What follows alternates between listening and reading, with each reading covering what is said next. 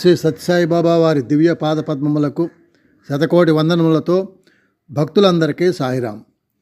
అహం సత్యబోధక ప్రథమ భాగంలో నిన్నటి రోజున స్వామి ఇచ్చినటువంటిది, మీరు అర్హతను యోగ్యతను పెంచుకున్నప్పుడు, హృదయమును పవిత్రము గావించుకున్నప్పుడు దైవము తనంతట తానే నడిచి వస్తాడు, అనుగ్రహిస్తాడు అని చెప్పారు.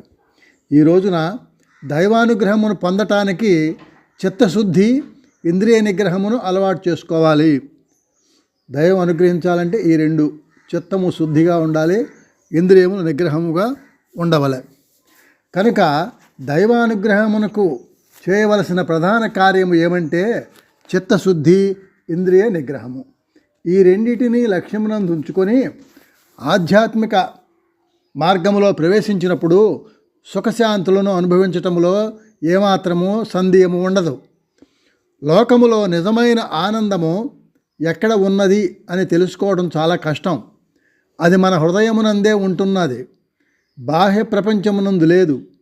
లోకములో అనేక రకములైన వ్యక్తులు ఉంటున్నారు.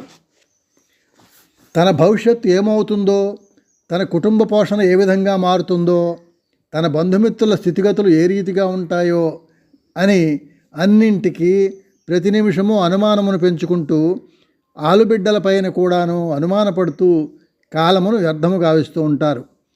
మరికొంతమంది కుటుంబమును పోషించే నిమిత్తమై అన్యాయ, అక్రమ, అనాచార, అసత్యములకు గురి అయి కేవలము జార చోరత్వమునకు కూడాను సిద్ధమై ఏదో విధముగా కుటుంబమును పోషించుకోవాలని పెడమార్గము పట్టి అశాంతికి చేతులారా గురవుతున్నారు. పరుల సౌఖ్యమునకై బలి అయిన వారెందరో ఉందురు ఈ కాలమందు. పరుల సౌఖ్యమునకై బలి అయిన వారెందరో ఉందురు ఈ కాలమందు. కలలో కూడను ఇలలోని సౌఖ్యముల్ కలువరింపని వారు కలరు జగతి. కాన ననుగాంచగలవారు కానరారు. ఇతరుల సౌఖ్యం కోసం త్యాగం చేసేవారు ఈ కాలంలో కూడా ఉన్నారు. అట్లాగే ఇలలో సౌఖ్యములను కూడా వదిలిన వారు కూడా ఉన్నారు. అయితే భగవంతుణ్ణి చూడగలిగిన వారు మాత్రం తక్కువ మందిగా ఉంటున్నారు.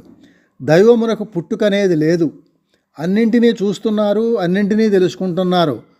కానీ తన యందే ఉన్న దైవాన్ని తెలుసుకోవడానికి ఏమాత్రమూ ప్రయత్నించటం లేదు. దైవమునకు పుట్టిన దినమనగా దైవమునకు పుట్టుక అనేది లేదు. పుట్టుక అనేది లేదు. పుట్టుక కేవలము దేహమునకు మాత్రమే. పుట్టిన ప్రతి దేహము అంత్యము కాక తప్పదు. కానీ దైవము రెండింటికి అతీతమైన తత్వము. ఆయనకి పుట్టుకయు లేదు, అంత్యము లేదు.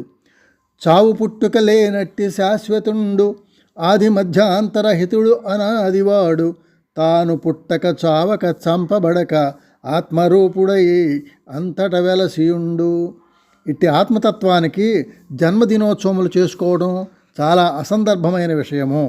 ఇవన్నీ కూడాను దేహభ్రాంతి ఉన్నంత వరకు దేహము యొక్క అనుభూతులను అనుభవించే నిమిత్తమై ఆచరించే బలహీనతలు తప్ప అన్యము కావు. అయితే దేహభ్రాంతి ఉన్నంత వరకు కూడాను దేహస్వరూపాన్నే మనము ఆరాధించాలి. మనము దేహం అనుకున్నప్పుడు అవతల కూడా రూపమునే ఆరాధించాలి, ఆశించాలి, ఆనందించాలి. ఈ దేహములో ఉండిన ఆత్మభావము, మనస్సు యందున్న దివ్య తలంపులు, క్రియలందున్న శక్తి స్వరూపము, ఈ మూడింటిని ఏకము చేసినప్పుడే యోగశక్తి, ఆత్మశక్తి, క్రియాశక్తి అనేవి మనకు లభిస్తాయి.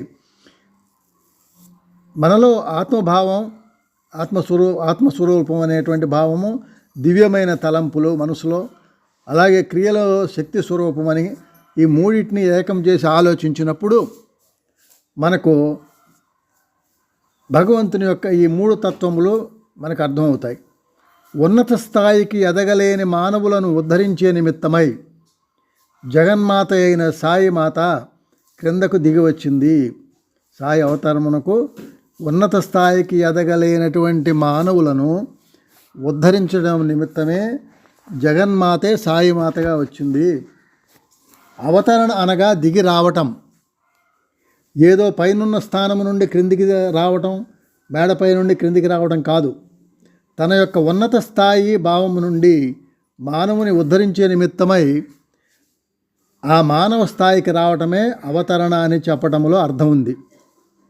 గుణాతీతమైన దైవము ఏ గుణములు లేనివాడు గుణస్వరూపమైన మానవుణ్ణి ఉద్ధరించే నిమిత్తమై ఆ స్థాయికి దిగవలసి వచ్చింది. అంత మాత్రము చేతనే దైవానికి కించితత్వము ఆరోపణ చేయరాదు. కనపడని కంటికి కనపడని పరమాత్మ దేహముతో భూమి మీదకి దిగి వచ్చాడంటే ఆయన తన శక్తిని తగ్గించుకున్నాడనేటువంటిది అనుకోకూడదు. తనకు దిగి రావడం వల్ల ఏ చిన్నతనము ఉండదు. ఎలాగంటే చంటి బిడ్డ కింద ఏడుస్తూ ఉంటుంది. ఆ బిడ్డను ఎత్తుకునే నిమిత్తమై తల్లి దగ్గరకు వస్తుంది. నేను తల్లిని పెద్దదాన్ని, నీవు చిన్న బాలుడవు కనుక నేను వంగకూడదు లొంగకూడదు అని చక్కగా నిల్చొని ఉంటే బిడ్డ చేతికి ఎలా వస్తుంది? రాదు కదా. బిడ్డ పైన ఉన్న ప్రేమ చేత తల్లి వంగుతుంది. అలాగే మన పైన ఉన్నటువంటి ప్రేమ చేత భగవంతుడు దిగి వస్తాడు, అవతరిస్తాడు. ఉన్నత స్థాయికి ఎదగలేని మానవులను ఒక చంటి బిడ్డలాగా పాకేటువంటి మానవులు తక్కువ స్థాయిలో ఉన్నటువంటి మానవులను ఉద్ధరించే నిమిత్తమై జగన్మాత అయిన సాయిమాత క్రిందికి దిగి వచ్చింది. ఇంకో ఉదాహరణ చెప్తున్నారు. ఏరోప్లేన్ చూస్తుంటాం. ఈ ఏరోప్లేన్ పైన ఆకాశంలో మాత్రమే ఎగురుతూ ప్రయాణం చేస్తుంది, కానీ తారు రోడ్లపైన చేయదు. ఏరోడ్రోమ్లో దిగుతుంది. ఆ ప్లేన్లో ఎక్కే అర్హత కలిగిన వారు, టిక్కెట్లు తీసుకున్నవారు ఏరోడ్రోమ్లో ఉన్నారు కనుక దిగి వారిని ఎక్కించుకొని తిరిగి పైకి వెళ్ళిపోతుంది. ఇక్కడ ఆ విమానము కిందికి దిగితే దాని యొక్క స్థాయిని ఏమి తక్కువ స్థాయిగా కారు స్థాయిలోనో బస్సు స్థాయిలోనో మనం చెప్పకూడదు. భగవంతుడు గుణాతీతుడు. ఎక్కడో ఉండాలి, ఈ ప్రపంచంలో ఎందుకు పుట్టాలి అని వాదించే వారికి ఇది సరైన జవాబు. ఆ భగవంతుణ్ణి పొందే అర్హత కలిగిన వారు దర్శన స్పర్శన సంభాషణల చేత ఆనందాన్ని అనుభవించే అర్హత కలిగిన వారు ఉండటం చేత వారి నిమిత్తమై వచ్చి వారిని ఉన్నత స్థాయికి తీసుకుని పోవడం కోసమై వచ్చి తిరిగి గుణాతీతమైన స్థానమునకు పోతుంది. అనగా ఈ లోకములో ఉన్నటువంటి మానవులు ఉన్నత స్థాయికి ఎదగాలి అనేటువంటి మనస్తత్వంతో ఉన్నట్టు ఆయన కిందకి దిగి వస్తున్నారు. గుణములతో వస్తున్నాడు. పక్వ ఫలము వృక్షము నుండి పడిన భంగి జ్ఞాని కడతేరు కర్మశేషంబు వీడి సంచితానికి వడ్డీని పెంచుకొనుచు పాపి వర్ధిల్లు దినదిన ప్రాభవమున. పక్వమైనటువంటి పండు వృక్షము నుంచి రాలిపడినట్లుగా జ్ఞానమును పొందినటువంటి వాడు కర్మశేషం అంతా పోయి భగవంతునిలో కలుస్తాడు. అలా కాక సంచితానికి వడ్డీని పెంచుకొనుచు ఇదివరకు వచ్చిన దానికి ఈ జన్మలో మరికొంత కలుపుకుంటూ వర్ధిల్లుతో దినదిన ప్రభావమును ఇలా ఉంటాడు. ఇక్కడ మనము పవిత్రమైన దివ్యత్వం పెంచుకోవాలి, కానీ పాపాన్ని పెంచుకోకూడదు అని హృదయము మానవుని ఉద్ధరించే నిమిత్తమై సాయిమాత వచ్చిందని చెప్తున్నారు.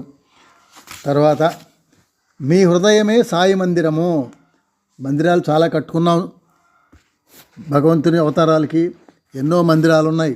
అయితే ఆయన శాశ్వతమైన అడ్రస్సు, శాశ్వతమైన మందిరం ఏదయ్యా అంటే మీ హృదయమే సాయి మందిరం అంటున్నారు. ప్రేమ స్వరూపులారా, నిజంగా మీరు మీ హృదయములో ఏనాడు పవిత్రతను కనుగొని దివ్యత్వాన్ని తెలుసుకొని ఆనందమును అనుభవించుతారో అదే సాయి పుట్టిన పండుగ. మన ఆనందమే ఆయనకు ఉన్న రోజునే, ఉన్న సమయమే ఆయన పుట్టిన పండుగ. మీరు ఇంకొక సత్యాన్ని చక్కగా గుర్తించాలి. పుట్టపర్తిలో స్వామి పుట్టిన పండుగ చేస్తున్నారని మేము వస్తున్నామని మీరు భావించకూడదు. మీరు రావడం చేత పుట్టిన పండుగ చేస్తున్నాము, కానీ పుట్టు పండుగ కోసం మీరు రావడం కాదు. మీరు వచ్చారని ఇక్కడ పుట్టిన పండుగ చేస్తున్నారు. పుట్టిన పండుగ అనే వైభవాన్ని చేయాలనే ఆశ నాకు ఏమాత్రమూ లేదు, ఏనాడూ లేదు. ఎంతో ఆశతో, ఎంతో ప్రేమతో కష్టములకు, నష్టములకు, దుఃఖములకు గురై అనేక ప్రాంతముల నుండి భక్తులు రావడం చేత వారిని ఆనందపరిచే నిమిత్తమై ఈ విధమైన కార్యక్రమాలు మేము పెట్టుకుంటున్నామే తప్ప నిజముగా స్వామికి పుట్టు పండుగ అని, దీనికి వైభవమని ఇలాంటి చిల్లర భావములు స్వామిలో ఏనాడు కూడాను ఆవిర్భవించవు. లోకా సమస్త సుఖినో భవంతు. లోకమంతా సుఖంగా ఉంటుండాలి. కేవలం భారతదేశమే కాదు, సర్వదేశముల వారు భగవత్తత్వమును గుర్తించి అందరి సంతోషములను ఆనందాన్ని ఆశించిన నాడే స్వామి యొక్క పుట్టుక పండుగ అంతరార్థము గుర్తించుకోవడానికి అర్హత కలుగుతుంది. స్వామి యొక్క పుట్టిన పండుగ అనగా లోక సంస్థ సుఖినో భవంతు అనేటువంటి భావాన్ని మనం ఆ భగవతత్వాన్ని మనం మనసు నిండా నింపుకోవాలి. అదే మనకి అర్హత అవుతుంది. సాయి యొక్క మందిరము నీ హృదయమే. నీవు ఎక్కడో నేను అక్కడే. మీరు ఎక్కడైనా, ఏ ప్రదేశమునందైనా, ఏ కాలమునందైనా, ఏ విధముగా మీరు ఆచరిస్తుండినప్పటికీ ఆనందం అనుభవించడానికి అవకాశం ఉన్నది. ఇక్కడికే రానవసరం లేదు. మీరు ఎక్కడున్నా సరే, ఏ కాలంలో అయినా సరే ఆనందముగా ఉండాలి. అనేక మంది తెల్లవారిన తక్షణమే హ్యాపీ బర్త్డే అన్నారు. నాకు హ్యాపీ లేని వారికి హ్యాపీ కావాలి, కానీ నిరంతరము హ్యాపీగా ఉండే నాకు ఈ బర్త్డే రానక్కర్లేదు. హ్యాపీ లేని వారు బర్త్డేలు చేసుకోండి, కానీ హ్యాపీ కలవారికి బర్త్డే చేయనక్కర్లేదు. ఎక్కడ మనకు happiness? Happiness is union with God. Happiness అనేది భగవంతునితో మనము తాదాత్మ్యం చెందినప్పుడే ఆనందము. నిత్యానందం పరమసుఖదం కేవలం జ్ఞానమూర్తిం ద్వంద్వాతీతం గగన సదృశం తత్వమస్యాది లక్ష్యం ఏకం నిత్య విమలమచలం సర్వధీ సాక్షిభూతం భావాతీతం త్రిగుణరహితం. ఈ నిత్యానందం పరమసుఖదం ఎప్పుడు ఎల్లప్పుడూ ఆనంద స్వరూపుడే, పరమ సుఖము దాయకుడైనటువంటి వాడు. అలాగే కేవలం అంటే ఆయన నిమిత్తమాత్రుడే. జ్ఞానమూర్తిం, జ్ఞానమునకు మూర్తి ఆయనే. ద్వంద్వములకు అతీతుడు ఆయన. ఆకాశ సదృశ్యం అంటే అంతటా ఉన్నటువంటి వాడు. తత్వం అస్యాది లక్ష్యం, ఇంకా ఏకం నిత్యం, అంతా ఒకటే. విమలం అచలం, చలించినటువంటి వాడు. సర్వదీ సాక్షిభూతం, అన్నిటికీ సాక్షిభూతుడుగా ఉన్నటువంటి వాడు. భావములకు అలివి కానివాడు. భావం ఇలా ఉంటాడని భావించటానికి అలివి కానివాడు. త్రిగుణరహితం. ఈ విధంగా ఉండేటువంటి భగవంతుని యొక్క లక్షణాలు. ఈ నిత్యానంద పరమసుఖం, ఈ జ్ఞానమూర్తి, దీనికి ఒక గంట సత్సంగం చేశారు ఒక రోజున గురువుగారు, ఎమ్మెల్యే గారు. ఆ విధమైనటువంటి భగవంతుడు ఎప్పుడూ ఇలా ఉంటాడు. అటువంటి భగవంతునితో యూనియన్ అయితేనే, అంటే తాదాత్మ్యం చెందితేనే అది ఆనందం కలిగినటువంటిది. అక్కడ ఉంటున్నదే ఆనందం అని మన మనస్సుని ఆనందముగా పెట్టుకొని, ఇందాక మనం తృప్తి గురించి తెలుసుకున్నాం.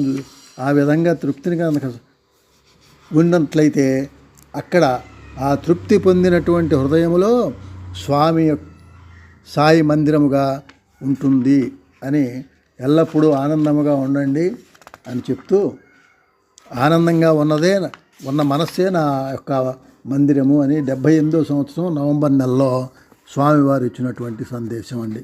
సాయిరాం. ఇక్కడితో ఆపుతాను.